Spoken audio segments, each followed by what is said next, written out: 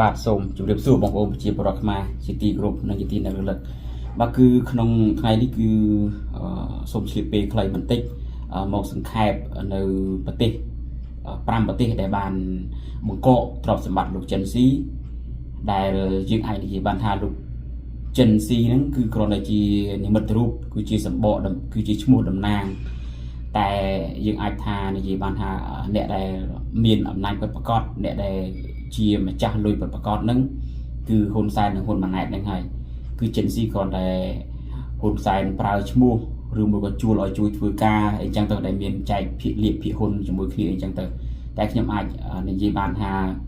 គឺមេខ្លងធំហ្នឹងគឺហ៊ុនសែនហ៊ុនម៉ាណែតហ្នឹងហើយដែលអាចយកលុយជារៀងរាល់ឆ្នាំ15,000 លានដែលរបាយការណ៍អាមេរិកណាដើម្បីយកមកឲ្យធានារ៉ាប់រងនៅការចំណាយរបស់របបហ៊ុនសែនបច្ចុប្បន្នហ្នឹងដែលជាឃើញថាថវិកាជាតិនៅឆ្នាំ2026ហ្នឹងគឺហ៊ុនសែនបានបង្កើន 8% បន្ថែមលើសពីឆ្នាំ2025ដែលកាលឆ្នាំ2025ហ្នឹងគឺក្នុងមួយឆ្នាំគឺហ៊ុនសែនចាយ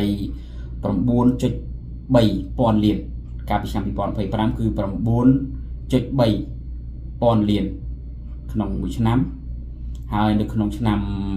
2026គឺហ៊ុនសែនហ៊ុនម៉ាណែតគឺគ្រោងបង្កើន 8% បន្ថែមគឺស្មើនឹង 10,000 លាននៅក្នុងឆ្នាំ2026ហើយហ៊ុនសែនបោកលុយពីបរទេសហ្នឹងគឺមួយឆ្នាំបាន 15,000 លានអញ្ចឹងបានន័យថា 15,000 លានហ្នឹងអាចធានារ៉ាប់រងនៃការចំណាយផ្សេងនៃរបបដែលមានក្បាលធំដែលមានមន្ត្រីច្រើនក្បាលធំហ្នឹងគឺ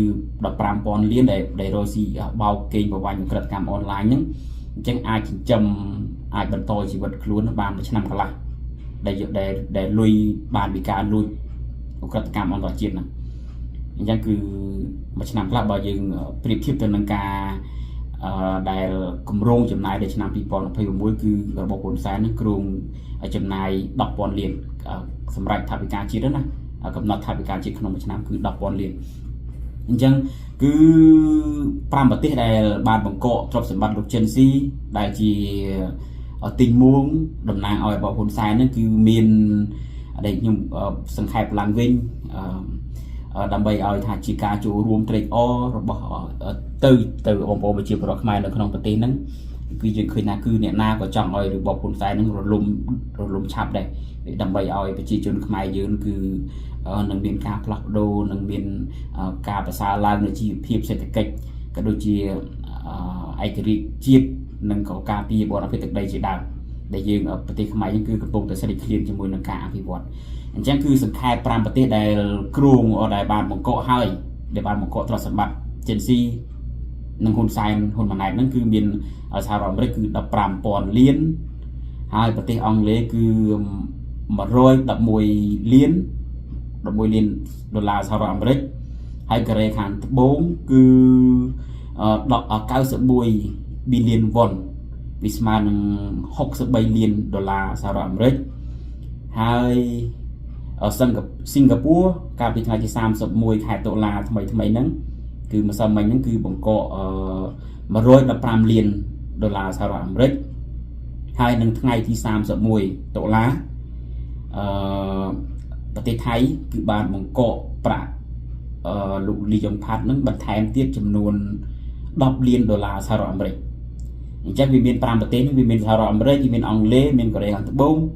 មានសិង្ហបុរីហើយនិងមានប្រទេសថៃអញ្ចឹង5ប្រទេសគឺអញ្ចឹងគឺគួរយើងសូមអរគុណ5ប្រទេសហ្នឹងដែលបានធ្វើកិច្ចការនេះហ្នឹងដែលបានជួយតំណាងឲ្យអន្តរជាតិផ្សេងហ្នឹងអញ្ចឹងគឺខ្ញុំសង្ឃឹមថានឹងមានប្រទេសថ្មីបន្តទៀតដែលនឹងត្រៀមរឹបអូស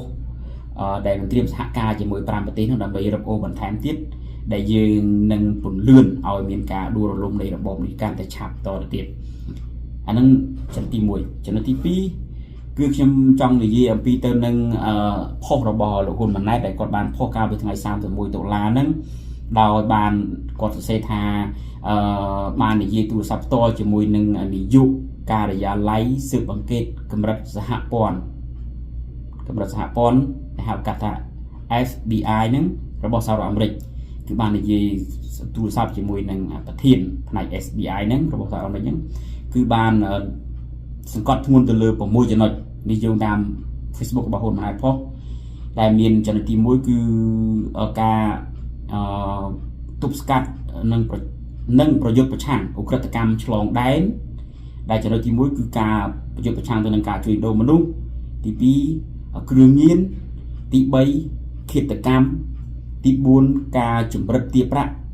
ទី5ឧក្រិដ្ឋកម្មហិរញ្ញវត្ថុនិងទី6ការឆបោកតាមប្រព័ន្ធបច្ចេកវិទ្យានេះគឺហ៊ុនម៉ាណែតសរសេរនឹងមាន6ចំណុចហ្នឹងដែលគាត់បាននិយាយជាមួយ SBI របស់សហរដ្ឋអាមេរិកហ្នឹងហើយដែលគាត់បានលើកឡើងថារដ្ឋាភិបាលកម្ពុជានឹងសហការជាមួយនឹង SBI នឹងដើម្បីកម្ចាត់ឧក្រិដ្ឋកម្មឆ្លងដែនហ្នឹងអញ្ចឹងបើយោងតាមសម្ដីរបស់លោកសំរងស៊ីលោកបានលើកឡើងថាការនិយាយតាមទូរស័ព្ទហ្នឹងហើយគាត់បាននិយាយថាគាត់បានទទួលប្រភព2ចំណុចប្រភព2ប្រភពទី1គឺប្រភពដែលស្និទ្ធជាមួយនឹងហ៊ុនសែនហើយទី2គឺប្រភពដែលគាត់មានបណ្ដាញជាមួយនឹងមិត្តរបស់គាត់លោកធឿនសំស៊ីបានបណ្ដាញមិត្តរបស់គាត់ទូទាំងពិភពលោកគេបានផ្ទៀងផ្ទាត់គ្នាគាត់បានផ្ទៀងផ្ទាត់គ្នាទៅថាគឺចម្លើយហ្នឹងគឺពិតមែនដែល SBI ហ្នឹងចូលទៅប្រទេសកម្ពុជាមែនអញ្ចឹងគឺខ្ញុំលើកសម្ដីរបស់លោកធឿនសំស៊ីឡើងវិញថាគាត់បានលើកឡើងថាគឺគេផ្ដល់ដំណឹងមុនតែ3ម៉ោងទេពីចូលទៅដល់ប្រទេសកម្ពុជាហើយគឺបានគេទេទៅហ៊ុនម៉ាណែតបានថាគេប្រាប់មុនតែ3ម៉ោងទេបានថាគ្រាន់តែបានថាគេចូលទៅហើយបានគេប្រាប់តាមពិតគឺគេមិនប្រាប់ក៏បានដែរហើយក៏បើសិនជាគេមិនប្រាប់ក៏ហ៊ុនម៉ាណែតហ្នឹងក៏អាចធ្វើអីគេបានដែរអញ្ចឹងណាពីព្រោះវាជាឧក្រិដ្ឋកម្មវាជាកម្រិតឧក្រិដ្ឋកម្មអន្តរជាតិអញ្ចឹងគេគ្រាន់តែប្រាប់ចោលទៅអញ្ចឹង3ម៉ោងមុនក៏តំណាងថាជាប្រទេសឯករាជ្យមួយ3ម៉ោងមុនហ្នឹងវាស្មើនឹងថាអត់ប្រាប់ទេមិនបាច់ប្រាប់ក៏បានដែរតែគាត់ថាគេចេះតែនិយាយទៅអញ្ចឹងឲ្យហ៊ុនម៉ាណែតហ្នឹងដើម្បីថាកុំឲ្យដល់ពេលដែលគេធ្វើកកកកាយក្នុងស្រុកទៅវាមើលទៅទំហំធំពេកកុំឲ្យថាខ្លួនឯងវាអន់ពេកដែលគេអត់ប្រាប់អីអញ្ចឹងក៏ចេញផុស Facebook អីតិចទៅនៅថ្ងៃ31ដុល្លារហ្នឹងណាអញ្ចឹង